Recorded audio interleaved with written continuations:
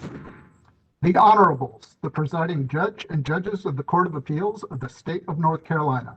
Oh yes, oh yes, oh yes. The Court of Appeals is now in session. God save the state and this honorable court. Good afternoon, everyone, and welcome to this afternoon session of the North Carolina Court of Appeals. I'm Judge Lucy Inman, and presiding with me today are my colleagues, Judge Hunter Murphy and Judge April Wood. We have 3 cases on the calendar this afternoon, and the first case that's called for oral argument is State of North Carolina versus Wendy Dawn Lamb Hicks. The case number is COA 20-665. This is from Randolph County. And counsel for the appellant, are you ready to proceed? Your Honor, I believe this is Nicodemus Wright, State versus Thank Wright. you. I apologize. Just one moment.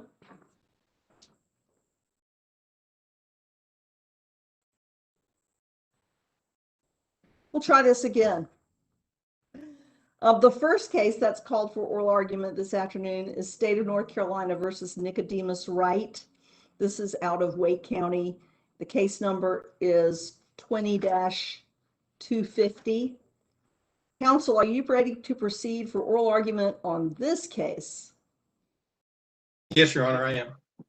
Okay. And counsel for the state, are you ready to proceed?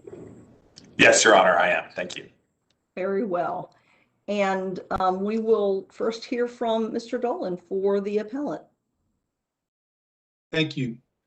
Good afternoon. May it please the court. I am Dan Dolan. I have an office in Chapel Hill, and I'm here today to talk with you a little bit about Nicodemus Wright's case. I would like to reserve 4 minutes of my time for rebuttal. On July 9th, 2015, Stephen Press, a post-release supervision officer, handcuffed and transported Nicodemus Wright from Wake County to Goldsboro in Wayne County to the Dart Cherry program. Nicodemus didn't go there voluntarily. Nicodemus went there in handcuffs. According to Nicodemus, he asked Mr. Press about registering in Wake County with respect to a change of address, and he was told not to worry about it, that Mr. Press would take care of it, and that Nicodemus needed to register in Goldsboro. According to Nicodemus, he completed paperwork while he was in Goldsboro, and he believed that he was registered in Goldsboro. Under the facts of the case, a jury could not reasonably believe that Mr. Wright willfully failed to notify the last registering sheriff, the Wake County sheriff, of his change of address. There were 5 issues that were raised in Mr. Dolan, yes. Based on his belief that the Wayne County sheriff would have been the appropriate sheriff and he was registered there, is Wake County still the last sheriff that he was supposed to register with or to notify, or was he supposed to notify the Wayne County sheriff after leaving Goldsboro and coming back to Raleigh? So, Your Honor, I think that there are a couple of issues with that question. I think that that the appropriate sheriff, once Mr. Wright had believed and been under the impression that he was registered in Goldsboro and that Mr. Press had taken care of the registration in Wake County, Goldsboro or Wayne County became the last registering sheriff and the sheriff who would need to be notified. I think that one of the main issues is that this case stems from allegations out of Wake County, and it stems from a transfer of Mr. Wright from Wake County to Goldsboro. And once the registration was transferred to Goldsboro, Goldsboro now becomes the last registering sheriff. And I think that's the crux of the argument that I would present with respect to willfulness. So I think there are a couple of different issues. One of the I guess the significant parts is when he's transported to, and let me start it by saying this: there were 5 issues raised, and what I'd like to do, unless Your Honors want me to do something differently, let me ask about this issue just a little bit more. So your argument is that he should have been notifying the Wayne County sheriff when he left Dart Cherry in Goldsboro, or that he should have been notifying the Wake County sheriff as the state alleges in the indictment. So, Judge Murphy, when he's brought to Goldsboro, I think there's a duty to notify Wake County, because Wake County at that point was the last registering sheriff. Once he is in Goldsboro and it's his understanding that he is registered in Goldsboro, that's now where any subsequent registration would have to be made in terms of a change of address, absent a move to a new county, which is a different subsection of the statute, which is not what we're dealing with here. I think we're dealing with the registration, the change of address, not the change of county. So my argument to the court is, in the overall structure of the case, once Mr. Wright was transported involuntarily and notified that Wake County was going to be told about the change of address, and he then completed paperwork to which there was evidence that he testified that he was registered in Goldsboro, that then became the last registering sheriff for any subsequent changes. So once he's in Goldsboro at the DART program, and then comes back to Wake County, I think he would have an obligation under the notifying of change of address to notify the Wayne County sheriff. But then there's separate statutes that may require registration in the receiving county as well. But I don't think that's the issue that we're dealing with respect to the allegations in the indictment against him. If that answers your question, I hope I was able to.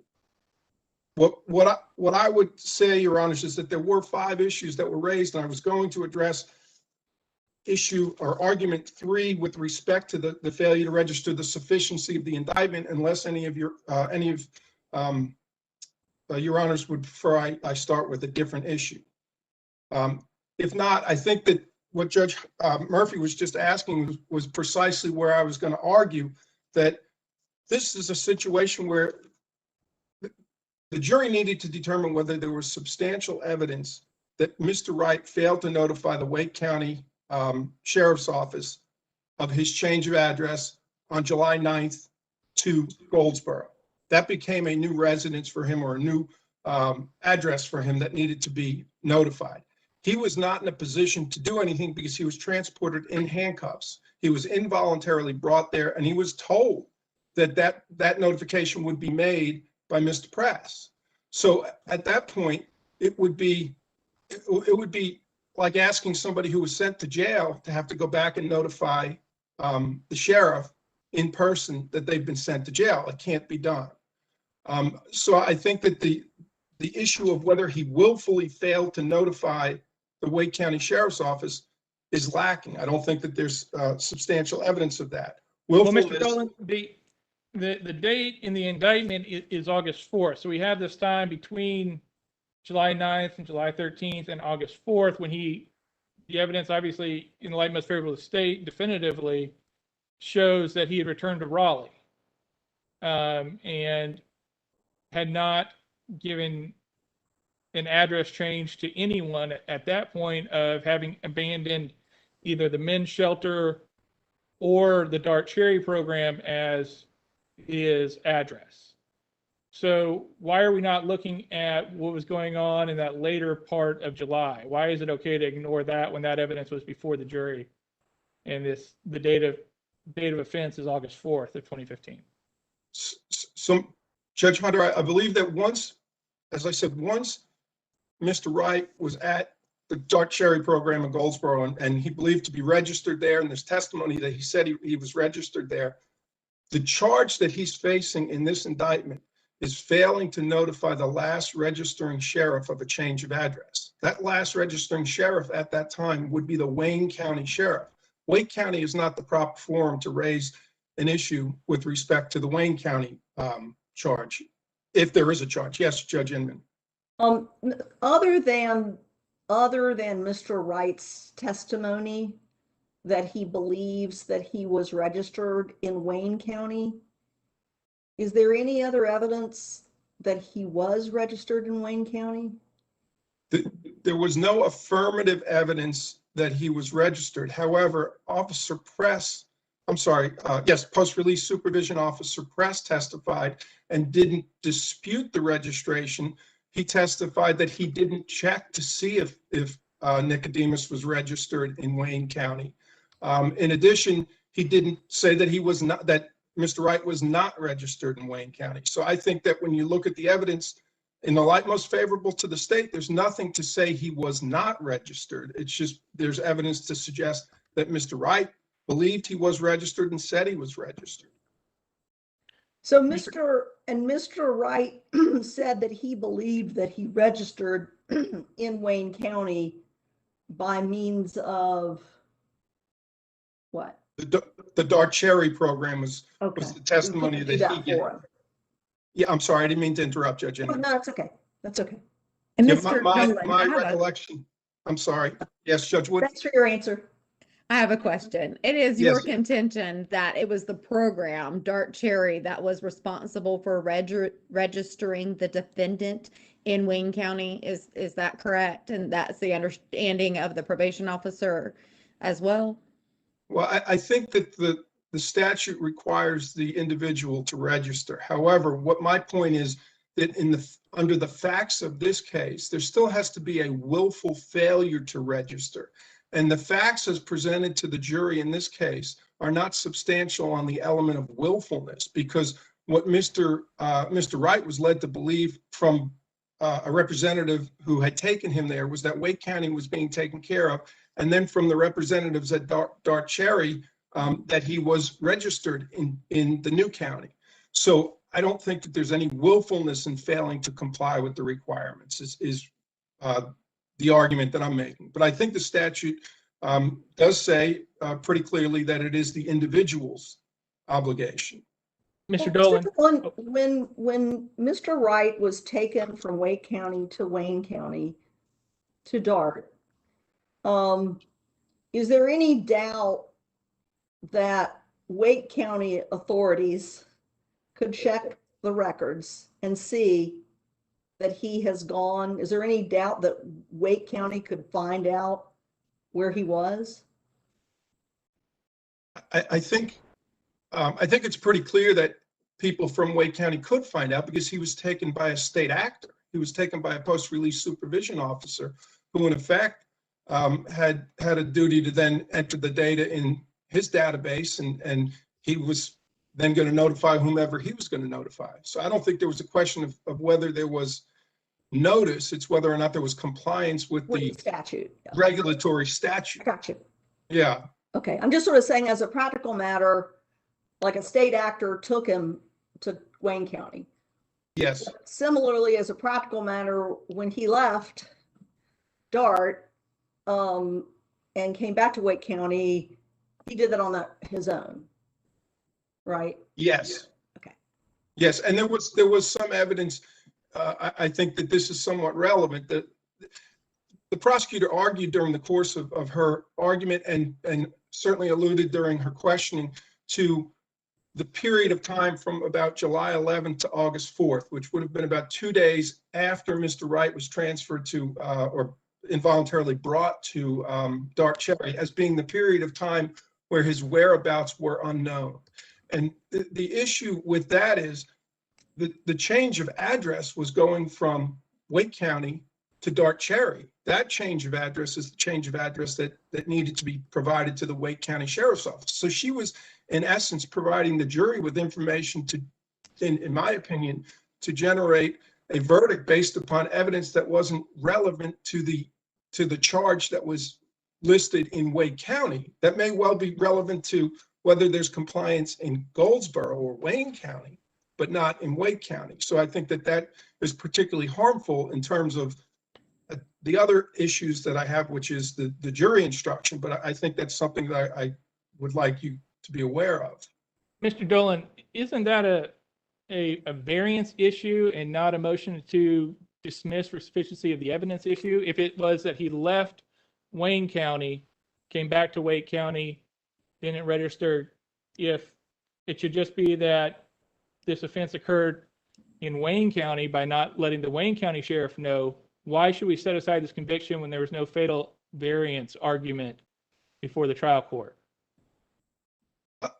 I'm sorry, Judge Murphy, are you asking whether or not on a preservation level or on a substantive level? I think if we accept your argument that his when he came back to Wake County, he should have notified the Wayne County Sheriff, correct? Is part of your argument. Okay. If that's the case, then the only problem with the indictment and the proof by the state was that we would replace on or about August 4th in Wake County with in Wayne County. No, I think it's And is broader that not than that. waivable? No, I think it's broader than that, Judge Murphy, because the indictment, which is at page 4 of the record, specifically alleges that he failed to notify the sheriff of Wake County. It didn't, in the indictment, it did not allege the last registering sheriff. It specifically alleged the sheriff of Wake County. In addition, one of the facts that are somewhat, which is somewhat interesting, is when Judge Stone introduced the case to the jury, as he's required to do by statute, he didn't provide a date of offense. So although the indictment alleged August 4th, 2015, Judge Stone did not particularly give a date of offense. And then there was obviously evidence that pointed to several different moves during the course of time from July 9th all the way up till August 4th. But I think if we're going to comply with sufficiency of the evidence in order to substantiate the charge in the indictment, it must be notification to the sheriff of Wake County. So I think we can't interchange the counties in addition to the date. But I think once there's a violation, that violation may well be ongoing. So it could be that on July 9th, somebody fails to notify the last registering sheriff, and they still haven't done so on August 4th. So I think that the date issue can be broader. And I think there are cases that talk to the extent that the date can be broader. But I think in this case, particularly where the name of the sheriff was alleged in the indictment, there's a bigger issue on the sufficiency. So I think that there is not substantial evidence on the sufficiency with respect to that charge. If there's no other questions on that particular issue, I would like to address the same issue as it related to the jury instruction. And obviously, with the jury instruction, we're on a plain error analysis because there was no objection made. But if there are no other questions on the issue with respect to the sufficiency, I would like to address the jury instruction. I think that for the same reasons I was just arguing, the question of willfulness was a very, very important question for the jury. And the reason we know that is because the jury in this case made specific requests, and they asked about the Dart Cherry program, whether it was a custodial program. They asked to see the exhibits, which outline when people complete their registration and their requirements and things of that nature. And the issue with the willfulness, as I was just alluding to, I think is more pronounced. Well, first I should say, there hasn't been a reported opinion that I saw, but two unpublished opinions that I cited to Solomon and then Lindsay, the most recent one, on the issue of whether or not the instruction where the word willfully is placed before change of address in the final mandate, as opposed to willfully fail to notify in the final mandate, is error. And both of those cases reached the conclusion without deciding the issue. They say, assuming that it's error, and they go on to complete the analysis. I think they support the position that that is error. And Lindsay actually cites to the exact same language in the jury instruction that was given, where the word willfully was placed before change of address and notify the last registering sheriff. And in that case, this court said that there was not plain error, but it was error. I think that there's a substantial difference. In Lindsay, it was an issue of whether a homeless person had willfully failed to notify the last registering sheriff, whereas in this case, this was not someone who's homeless. Well, he was homeless, but the reason why there's any question of registration was because he was involuntarily taken in custody by a state actor to another county.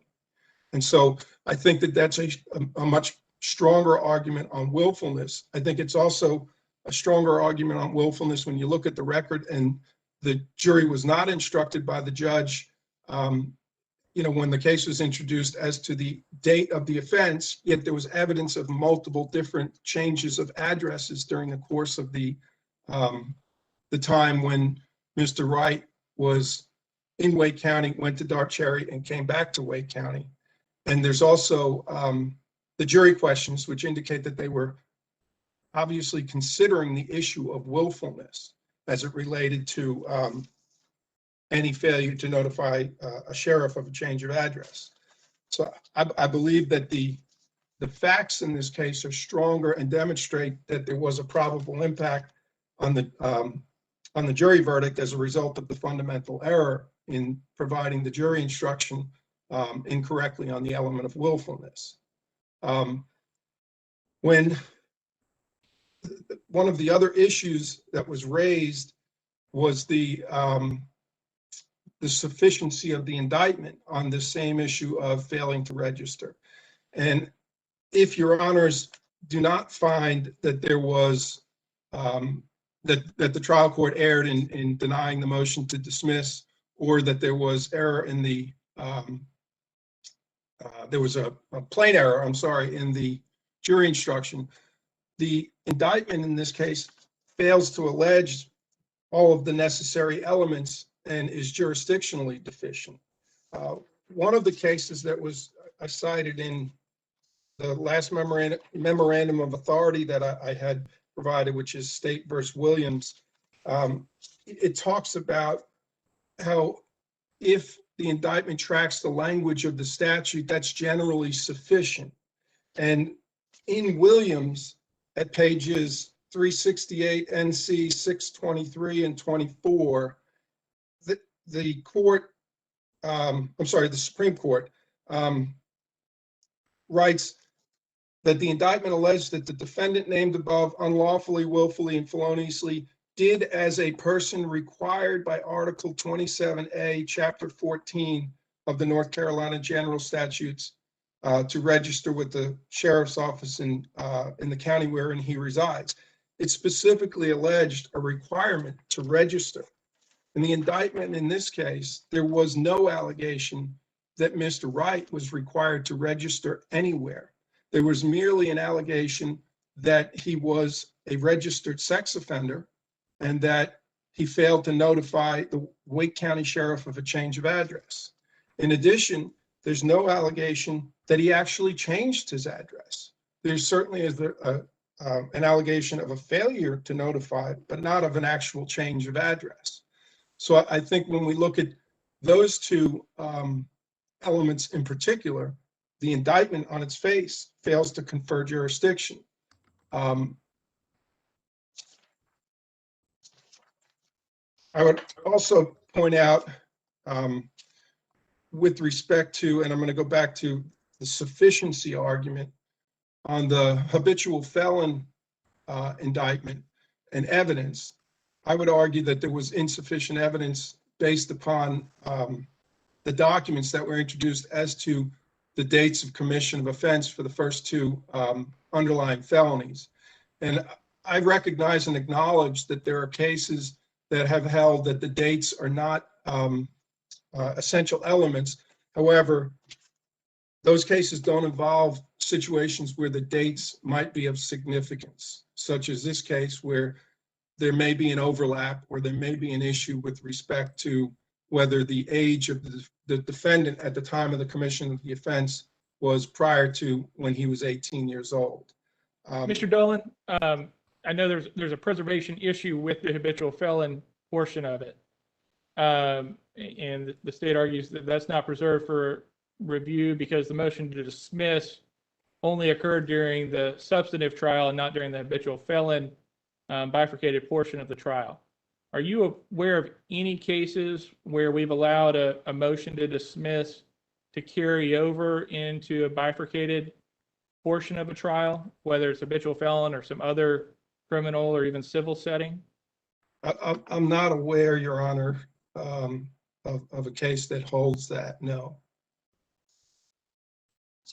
And Mr. Dolan, I want to ask you one other procedural question. Looking at your case, your fifth argument is the PWC on the attorney's fees issue. Yes. if you win only on issue 4 and there's a resentencing hearing, does that PWC then become moot?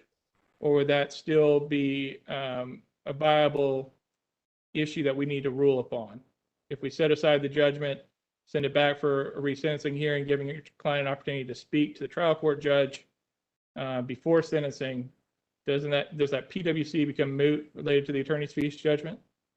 I think if the court were to find that he was denied his right to allocute and order a de novo sentencing hearing, then I think the issue of attorney fees would be mooted out, because it would be part of a new sentencing hearing, because it's part of the judgment that he was, that was entered against him. So yes, I believe it might well be mooted if the court were to find a new sentencing hearing is appropriate, or obviously if the court were to vacate the convictions or to grant a new trial. I think it would become moot. Thank you, Mr. Dillon. If there are no other questions, what I would like to do then is just reserve the remainder of my time for rebuttal. I know I'd only said 4 minutes, but I would like to reserve the remainder of my time. We will do that. Thank you. We will do that. Thank you. Mr. Rubin, we'll hear from you now. Good afternoon. May it please the court. Philip Rubin on behalf of the state.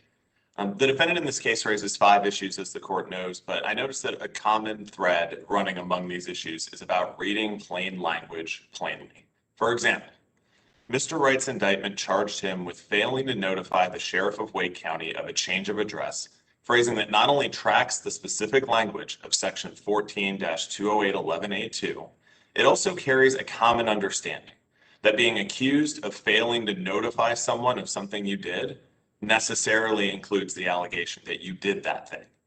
Defendant's challenge to the indictment is at odds with both the language of the statute, but also plain understanding of language.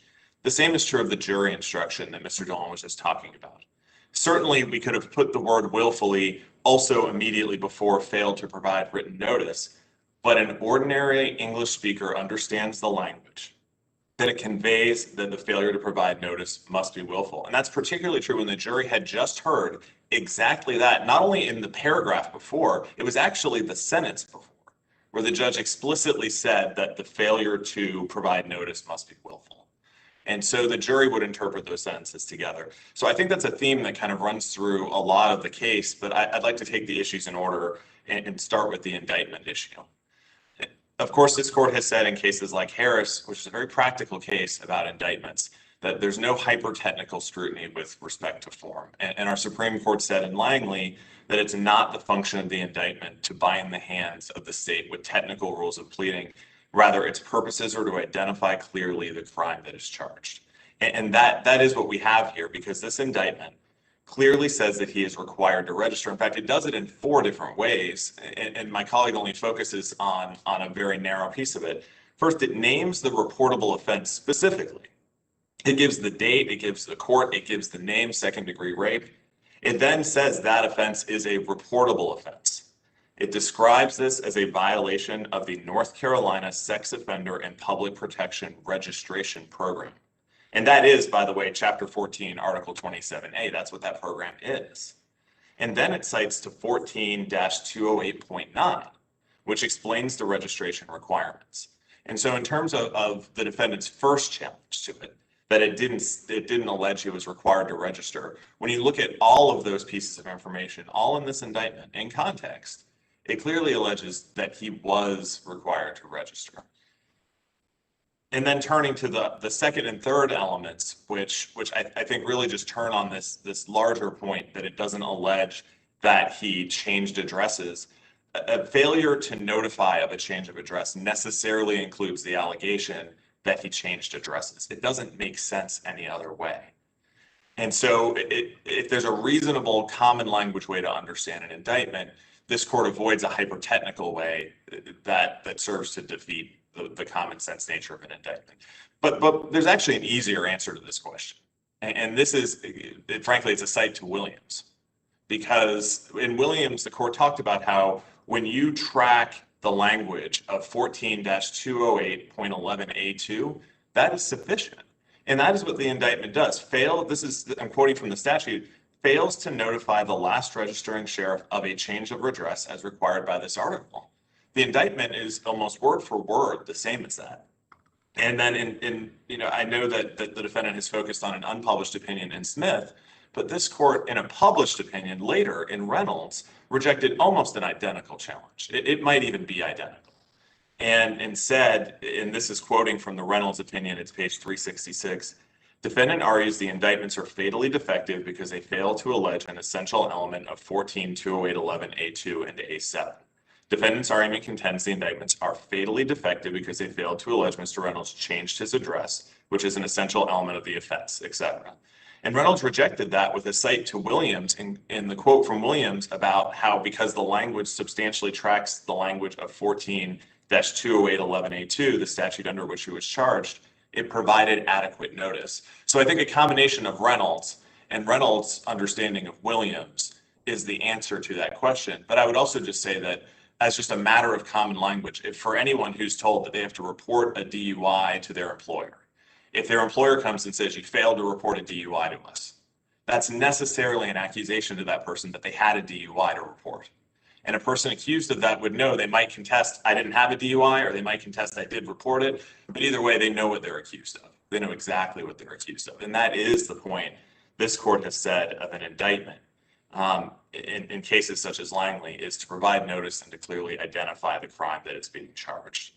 I want to just note one thing from the reply brief, and this is pages 3 and 4 of the defendant's reply brief, where he raises a series of questions about it's not specific as to what triggered the registration requirement. We don't know which move they're talking about.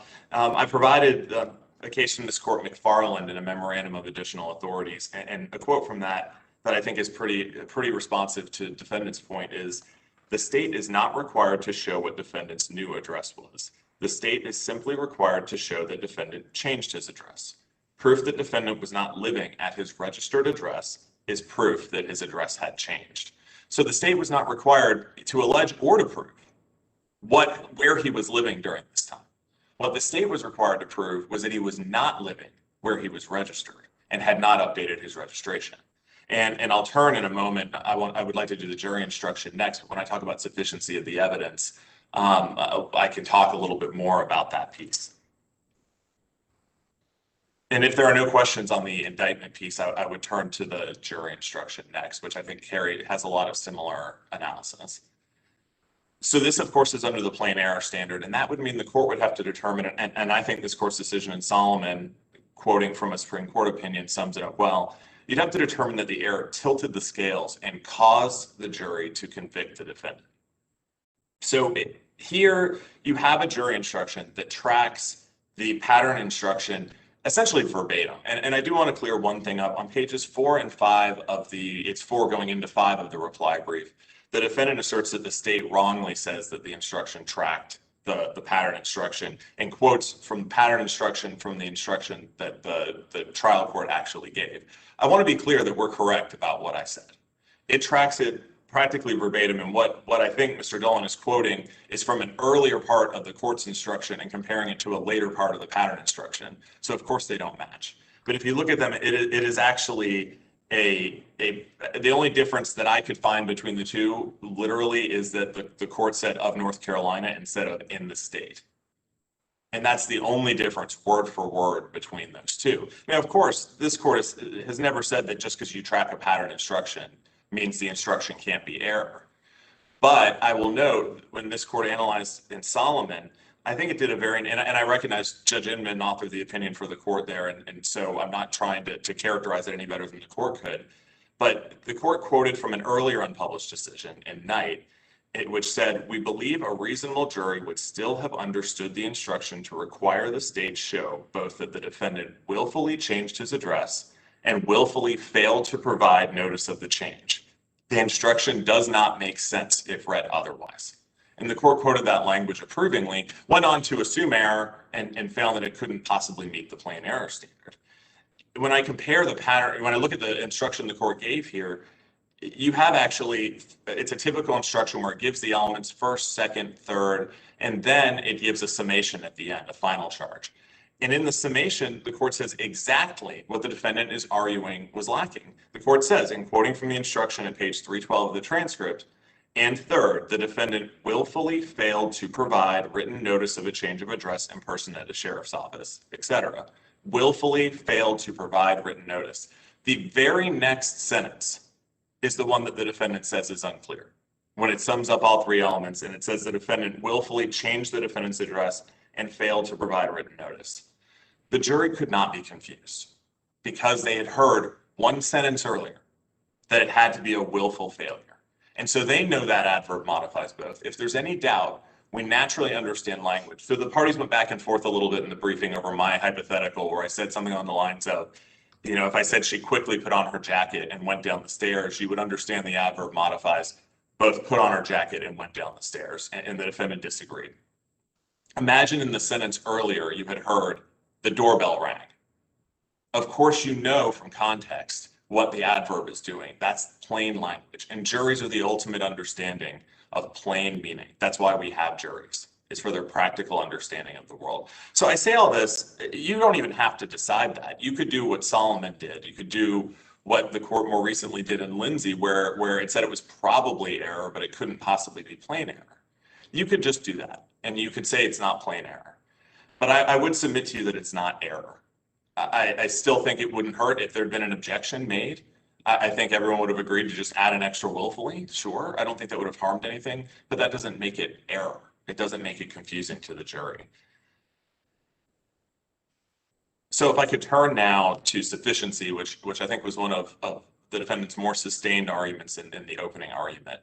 I will note this argument has evolved quite a bit from the briefing, because I don't recall seeing anywhere in the briefing anything about how the issue was that he registered in Wayne County and that was the last registering sheriff. Instead, if you look, it's pages 25 and 26 of the opening brief. It's a much simpler argument, simply saying he was homeless, he was taken into custody, and he demonstrated his willingness to comply in the past. Now, I still think it's worth responding to that argument about Wayne County, because the first thing is my colleague said that Officer Press didn't dispute that he'd registered. I would disagree with that. And you can look and check the parties on this on pages 227 to 229 of the trial transcript, where what Officer Press explains is he did fill out some paperwork, but he specifically asked, did he register when he filled out some paperwork with the DART program? And so there was obviously something being done, and there were some hearsay objections that led him to not be terribly specific. There was obviously something being done about paperwork, but remember that the defendant absconded from the program after 2 days. So the most likely explanation about how he never went to the sheriff in Wayne County and registered there and never registered his move with Wake County is that he was no longer at the program. And when he had left the program, obviously they're not able to take care of his registration. I would also add, he's not being accused of failing to register in Goldsboro. He's being accused of failing to update his registration. And frankly, there's a lot of evidence of willfulness. If you look at the evidence that was before the jury, State's Exhibit 2 contains 15 change of address forms, the latest being just about a month and a half before he was arrested. The defendant had frequently updated his registration, sometimes updating it from one hotel room to another. He knew the requirements under the program, and he had been carrying them out. In Solomon, this court considered it to be evidence of willfulness that on 2 prior occasions the defendant had reported a change of address. Here there are 15 forms. I think you could reasonably understand the first form as being his first address, but then that means 14 change of address forms. State's Exhibit 2 also contains his initials and signature on both the change of address requirement in Section 10 of the offender acknowledgement form, his initials on Section 22 explaining the penalties, and his signed acknowledgement at the end that he understood the rules in the document. And all that would be enough, but you actually have defendant's own testimony that demonstrates his willfulness. He fully acknowledged that he knew he needed to register if his address changed. He acknowledged, this is page 186 of the transcript, that he had done that many times. He acknowledged that he had tried to register at his girlfriend's place, the 3000 Centennial Drive address, but it turned out it was too close to a school and he was not allowed to register there. On cross-examination, and I would commend this part of the transcript in particular to the court, and it comes around pages 192 and on in the transcript. There's an exchange where the prosecutor's trying to get him to acknowledge where he was when he left the DART program. And he says, and this is around page 194, that you were in the DART program and then you left, and then where were you? I was in Goldsboro. So you were in the DART program. My testimony is I was in Goldsboro. And he's acknowledging that he wasn't in the program, but he was in Goldsboro somewhere. So first of all, that wouldn't be his registered address, even if he was telling the truth that he had registered in Goldsboro, because his address would have been the DART program he wasn't attending. But more than that, Mr. Rubin, Your Honor, before we move too far on, if we accept the premise of defendant's argument here that it's the willfulness of not notifying last registering sheriff, and in this case, there wasn't sufficient evidence to show that he believed that was the Wake County sheriff instead of the Wayne County sheriff, how does the state have enough to show willfulness, whether he had ended up registering there or not? If there's evidence that he believed that, why is that not enough to put the state at least to some type of burden to show his willfulness and belief of why it was still appropriate to do Wake County, whether he complied with Wayne County or not? If he, in his mind, thought he did what he needed to do to register in Wayne County, that drops Wake out of the picture for this statute. So what evidence does the state have to kind of negate that or to meet its sufficiency burden? I think, Judge Murphy, I think to your question, the evidence comes from when you look at the defendant's testimony as a whole, when you take inferences in favor of the state, as you must at this stage, it shows that he was absconding from really more his supervision, I think, and from the DART program, but he was absconding. And that indicates a willfulness to remain hidden, which obviously would be upended by registering. If you register your address, you're going to reveal where you are. And I think that would be true even if as you asked, you accept the premise that he thought he had registered in Wayne County. I will say that wasn't really the thrust of his testimony, that he thought he needed to update registration. That would be a new invention on appeal, because he actually talked about how, and so I recognize now I'm disputing the premise a little bit, but I think I need to, because that is not the argument. The argument he was making, the defendant specifically, was, well, I was only there 2 days at Miss Burt's house in Wake County, where he had returned himself. I was only there 2 days. I don't need to register until 3 days. Well, where were you? Well, I was just in Goldsboro. None of that indicates that he's keeping up with registration requirements anyway. That would include in Wayne County, because if he had registered at the DART program in Wayne County, as he said, and thought I had to register in Wayne County when I changed addresses, well, then where was his registration for the roughly 25 days after he left the DART program and plainly wasn't living there? But wouldn't that be putting a burden on defendant to disprove an element that the state has to prove? I'm sorry, Judge. I don't think it would be. I think that the reasonable inference that the jury can take from all of the evidence in this case is that he was aware of his responsibilities and was absconding from his supervision and didn't want to be in the drug treatment program, had left there against orders. He was not allowed to leave the program. He absconded from it. And in doing so, he decided not to update his registration anymore. I think that's absolutely a reasonable inference that a jury could take from the evidence. And if a jury believes that, then a jury has no trouble concluding that his failure to update his registration was willful, if he's trying to hide. And there were little things in his testimony that would lead a jury to have serious doubts about his credibility. He testified, for example, that when he was having a back and forth about, well, I stay with Miss Burt, but that doesn't mean I live with Miss Burt. I don't have clothes there, for example. Well, when Miss Burt gets up and testifies, she says he does have clothes at her house. She testifies he came to her house 2 days after he left drug treatment. She also says it was only 2 days he stayed there, but he left the drug treatment almost 25, 26 days before he was arrested. You get this impression from the testimony, and I would submit, I recognize that I'm taking implications from the testimony, that that's exactly what the jury's entitled to do, and it's exactly why this court doesn't interfere with the possibility that the jury took these inferences in favor of the state. So I don't think it puts the burden on the defendant at all. I think that's what the evidence showed, or the jury could reasonably have believed it showed. And if defendant wanted to try and disprove that, it's not about shifting the burden of proof to him. It's more about defendants put on a case when they think they need to. Well, Mr. Rubin, let me ask you a question. Do you contend that the defendant had an obligation to update his address to Wayne County when he was admitted to Dark Cherry? I do, Judge Wood. If he had, first of all, he only was there 2 days, and the change in registration requirement for between counties would be 10 days, and he would need to notify Wake County. You're supposed to, I believe, notify before you leave and move from the county, but even the provision he was charged under would be 3 days. So I'm not sure he'd actually stayed at the DART program long enough to trigger these things. But even setting that aside for a moment, yes. And frankly, I can't imagine he would be charged for failing that registration if it had been, if he was unable to do so because he was physically held at that facility. We don't know that because that's not the facts of this case. He had left that program after 2 days. And what Officer Press had testified is, and he was reading from supervision logs, was that there was paperwork filled out and it did seem like they were going to take care of his registration.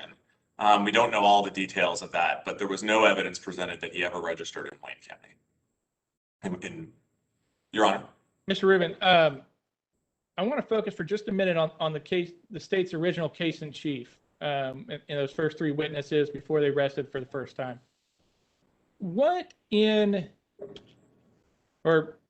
There's records from the men's shelter that he wasn't there in that time period in late July, he wasn't coming in. Why should that be enough to show that he wasn't actually there? In the testimony of the gentleman from the men's shelter, why would that be enough to show that he was not using that as his location? Judge Murphy, I think that the testimony from the men's shelter representative was that they have reliable records of people who stay there. And in fact, defendant had stayed there hundreds of times. It had been over 200 times, including, and one thing I think is worth noting in response to your question, he had stayed 15 out of 20 nights from June 13 to July 7 before he went to the DART program. And so he was staying there pretty frequently, and the records reflected that, and that was his registered address. So all of that is good. And then you have the records, he goes to the DART program, and then he never stays there again in their logs. And he's arrested August 4th, and there's nothing there from when he goes to the DART program. So first of all, I think those are reliable records that the jury could have credited and said he wasn't staying there. Now, and this kind of goes to the point that this argument about Wayne County is kind of a shift. The defendant was arguing in his testimony, my recollection was that he's saying, I couldn't get in the men's shelter. And what the testimony showed was, first of all, that the lottery doesn't exclude that many people that constantly, but there is a lottery, and not everybody gets in every day, but everybody gets in Wednesdays at a minimum. Everybody gets in Wednesdays. And so you would expect, if nothing else, if he was having this much trouble getting in, you would expect to see at least a Wednesday here and there in that time period when he wasn't there. And this goes to the point that I was making earlier about the McFarland case, that the state only needs to show where he wasn't, not where he was. And I think those records are actually better proof than you normally have of where someone is staying. If he was living in an apartment, we wouldn't have a day-to-day log of which nights he stayed there. But because he was staying at the men's shelter, there's actually a comprehensive log. I didn't know until working on this case that they would keep that comprehensive a log, but I would commend that as pretty strong evidence to the court. So when you focus on Judge Inman. Oh, go ahead and finish. I have another question on another point, so go ahead and finish. Yes, ma'am, and I'll be very brief. When you add those records to the prior forms, the fact that he had routinely updated his registration, including with the men's shelter, with his signed acknowledgement of requirements, so even the state's case in chief demonstrates a willfulness. I would submit it got worse for the defendant on willfulness in his case, but it was already proven at the end of the state's case. And I'd be happy to turn to your question, Judge Inman. Sure. Judge Murphy mentioned earlier the defendant's argument, I can't remember if it's 4 or 5, that he was denied the opportunity to allocute. Do you want to address that argument any further than what you've already said in your brief? I do. And if you'll permit me to say one thing first, because I don't want to forget it, and it's important to Judge Murphy's question about sufficiency on the habitual felon. I don't think we argued that they didn't preserve it. And so I just wanted to make clear, I don't think we made that argument, and I didn't want to leave that hanging out there. I don't think we argued they didn't preserve it. So turning to the allocution point, I was afraid I'd forget that looking at my clock. Turning to the allocution point, you know, when I read this transcript, I was preparing for oral argument. I was looking at the U.S. Supreme Court's Green case that Mr. Dolan cited, and I thought about this quote from it.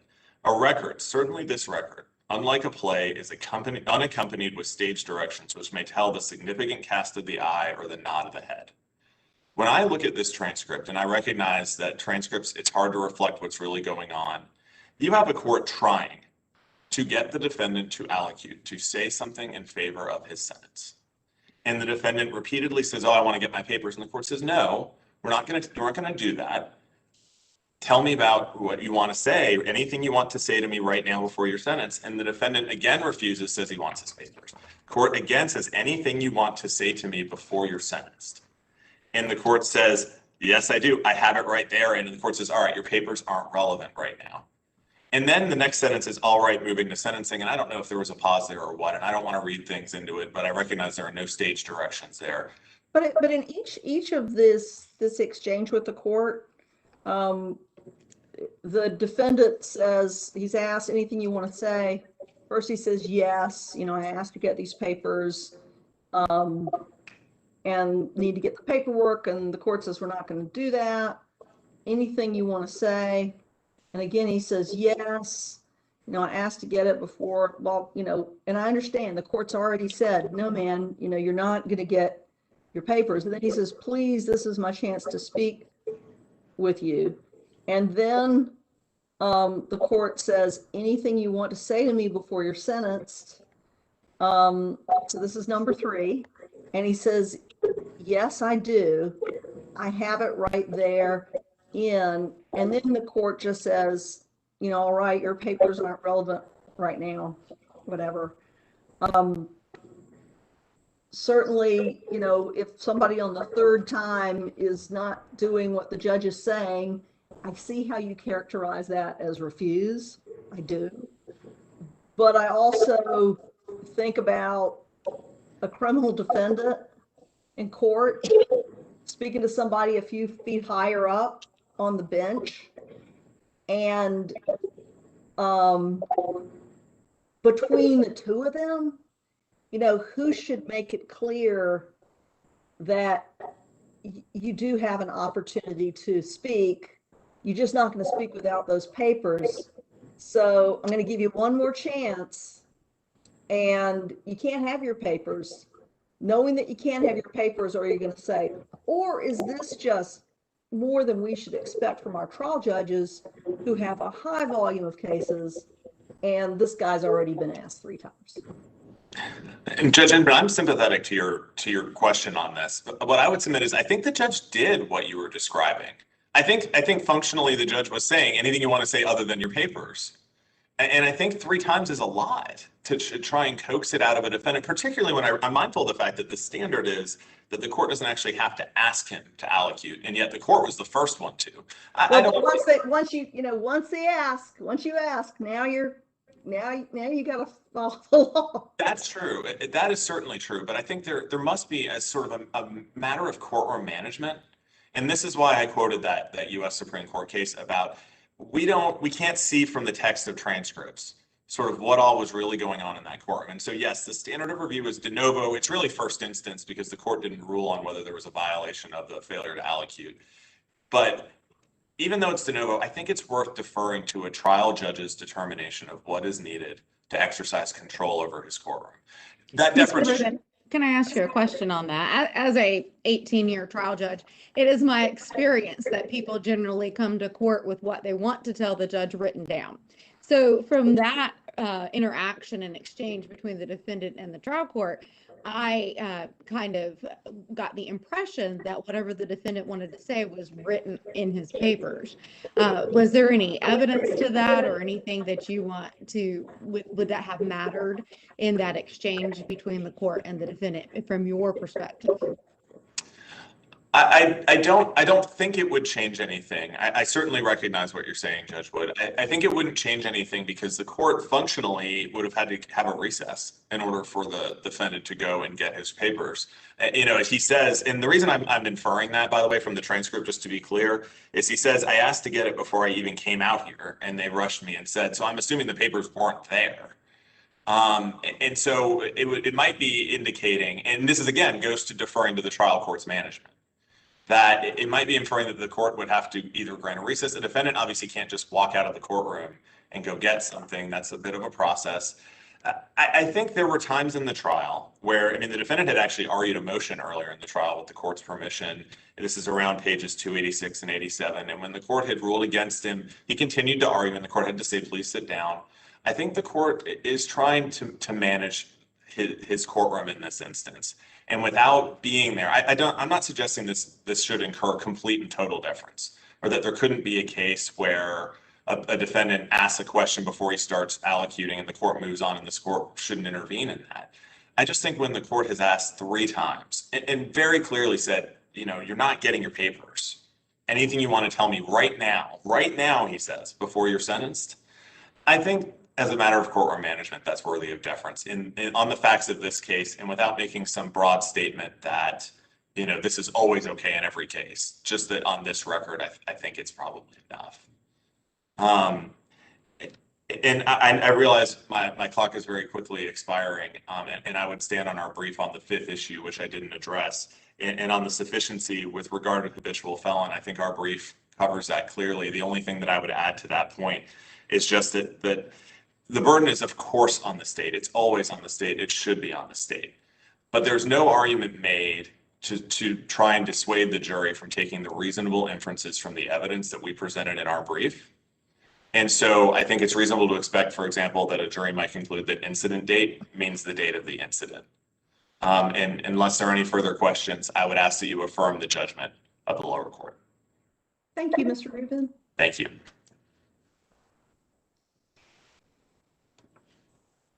Mr. Dolan, are you ready to proceed? I am, if I may. Yes. Thank you. I just wanted to first say I appreciate Mr. Rubin's comment. I wasn't certain about that preservation issue, and I should have said something at the time, but I appreciate him raising that they did not raise that in the brief, so thank you. I did want to point out factually, though, there was argument made by the state, which was exact argument that the trial court had sustained an objection to and said that the jury was to disregard, which was on the sufficiency issue. Mr. Rubin argued that that Mr. Wright had absconded from the program. If you look at page 235 of the trial transcript, there was a specific question, and my understanding was that there was an answer, a question of Mr. Press, and he answered that the staff at DART had told him that Mr. Wright had absconded, and there was some further conversation and objection, and the court said sustain the juries to disregard that last answer. So I don't think it's appropriate to make that argument. It certainly is undisputed that he had not continued with the program, but absconding has a legal definition that I think is different than just not being at a place when you're supposed to be there. So I wanted to bring that to the court's attention. Okay, but you would agree that we are judges and not a jury? I do agree with that, but I just think to the extent that that term was used, I wanted to bring that to the court's attention. In addition, there was argument with respect to whether or not Mr. Press knew or had information about registering in Goldsboro, or whether Mr. Wright was registered in Goldsboro. And at page 234 of the transcript, Officer Press specifically was asked if he ever verified whether or not he was registered with it is Wayne County, I think it's Goldsboro, the sheriff's office, and he said, I did not, I don't remember. So I don't know if he disputes it, he just says he didn't check it and he doesn't remember. And with respect to where Mr. Wright was, my recollection of the testimony from Mr. Wright was he said he left the program, but he didn't leave the grounds. And that certainly doesn't seem unusual for someone who's lived a life of homelessness, is that he may well have left the place where he was to have stayed, but stayed on the grounds. And just as our courts have said that an address doesn't have to have a physical number and street. It could be under a bridge. It could be wherever. He was at the Dart Cherry program in his mind. And so he hadn't changed his address in Goldsboro at all. He had stayed at Dart Cherry until he came back 2 days or so, or a day and a half prior to the time he was arrested on August 4th in Wake County, and then subsequently, charged with this offense. So I think that's all relevant to this, to the whether or not there's substantial evidence on willfulness. Again, I think his understanding was he was registered there in Wake County. And yes, he was not with the program. There was some testimony about an injury, that he had been to a hospital, but the DART program said it was okay for him to come back. And then there's testimony that he had no longer been part of the program, but was still in Goldsboro.